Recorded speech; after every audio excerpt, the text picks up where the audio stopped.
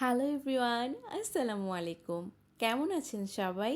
আশা করি সবাই অনেক অনেক ভালো আছেন। আলহামদুলিল্লাহ, আমরাও ভালো আছি। এই ব্লগ ভিডিওটা শুরু হচ্ছে 1 আগস্ট শুক্রবার। আমরা যাচ্ছিলাম রাজশাহীতে নিলয় ভাইয়ের বিয়ের জন্য। আমাদের ট্রেন ছিল ভোর 5:40-এ, তাই খুব সকাল সকাল আমরা স্টেশনে চলে যাই। ভোরের আলো ফোটার সাথে সাথেই বলতে গেলে সবাই নীলফামারী থেকে ট্রেনে উঠেছিল, কিন্তু আমরা সৈয়দপুর থেকে উঠেছিলাম, কেননা আমরা সৈয়দপুরেই থাকি। তো বলতে গেলে পুরো পরিবারের সবাই একসাথে আমাদের ট্রেন যাত্রা শুরু হয়ে গিয়েছিল। আর এই ক্লিপগুলো হচ্ছে আব্দুলপুর স্টেশনে, যেখানে আব্দুলপুরের পুরি নাকি খুব বিখ্যাত।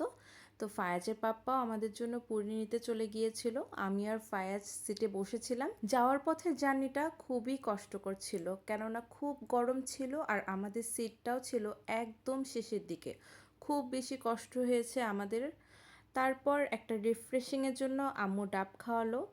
আর ফাইয়াজ তো আমাদের কোলেই থাকে না, আম্মু সাদের কোলেই সারাক্ষণ, ওদের কাছেই ভালো লাগে বেশি। আর এখানে ফায়াজের পাপ্পা তো টুপি কিনছিল আর টুপি নিয়ে অনেক দুষ্টুমি করছিল। ট্রেনে উঠলে কিছু তো নিতে হবেই। টুপি লাগবে, টুপি 30 টাকা 30 টাকা।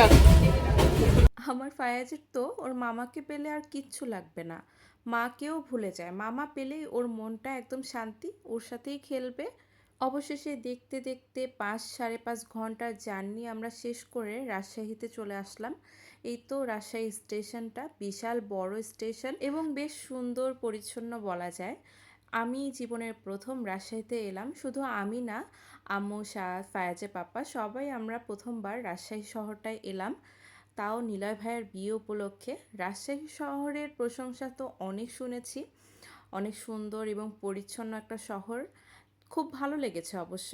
তারপর আমরা হোটেলে চলে আসলাম, সবাই সবার রুমে গিয়ে ফ্রেশ হয়ে রেডি হয়ে গেলাম।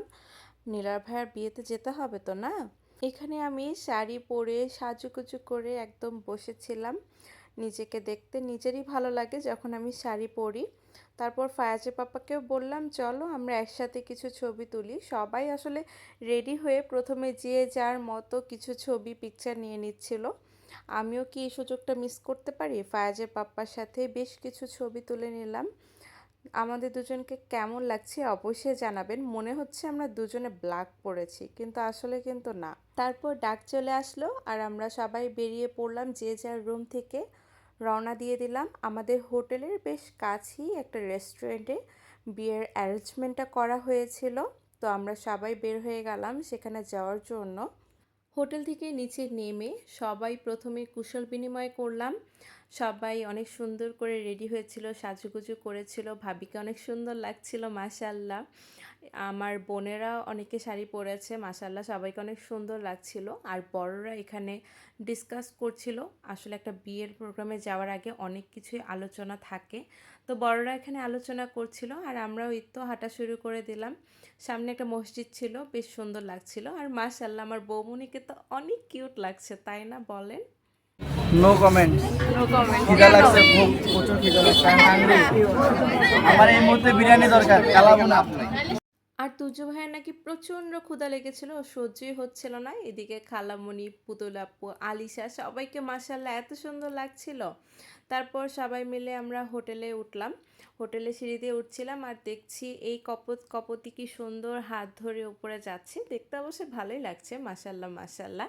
তারপর আমরা অবশেষে হোটেলে উঠে গেলাম, রেস্টুরেন্টে আর কি, যেখানে আর কি বিয়ের অ্যারেঞ্জমেন্টটা করা হয়েছিল এবং তারা হচ্ছে আমাদেরকে মিষ্টি খাইয়ে ভিতরে আসতে দিল। তারপর আমরা সবাই ভিতরে চলে আসলাম এবং সবাই কিছুক্ষণ বসলাম, তারপর ছবি তুললাম যে যার মতো।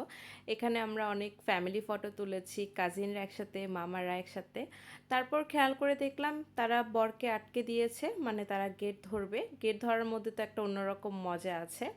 তো পরে খেয়াল করলাম ফায়াজের পাপ্পাও সেখানে যোগদান করেছে, দেখে তো ভালোই লাগলো। আর একদিকে খাওয়া দাওয়া শুরু হয়ে গিয়েছিল। তারপর আমি চলে গিয়েছিলাম আমাদের মিষ্টি নতুন বউয়ের সাথে দেখা করতে। মাশাআল্লাহ আমাদের নতুন বউ দেখতে এতটা মিষ্টি আর ও এত বেশি মিশুক। ওর সাথে বসে যতক্ষণ কথা বলেছি মনটা আসলে ভালো হয়ে গেছে। ও নিজে থেকেই খুব সুন্দর করে আমার সাথে ছবি তুলেছে। প্রথমে যাওয়ার সাথে, সাথে একটা হাগ দিয়েছে। সবকিছু মিলিয়ে খুব ভালো লেগেছে। ও খুব সুন্দরভাবে মিশতে পারে, যে জিনিসটা আসলে সবচেয়ে বেশি ভালো লাগার। আর তারপর আমরা বসলাম অনেকক্ষণ, কিছু গল্প করলাম। ওকে খুব মিষ্টি লাগছিল দেখতে। আমাদের ভাইয়ের পছন্দ কি খারাপ হতে পারে? মাশাআল্লাহ, মাশাআল্লাহ। তারপর আমার ছেলের একটা ছোট্ট ক্লিপ পেয়েছি, তাকে আসলে ক্যামেরায় নেওয়াই হয়নি। আর এদিকে আমাদের বর, মাশাআল্লাহ আমার ভাইকে পাঞ্জাবিতে বর সেজে অনেক সুন্দর লাগছিল এবং একসাথে ওদেরকে বসার পরও খুব ভালো লাগছিল দেখতে। আর একদিকে বরের জন্য খুব সুন্দর আয়োজন করে রাখা হয়েছে, আর আরেকদিকে তো বরকে বিয়ে পড়ানো হচ্ছিল।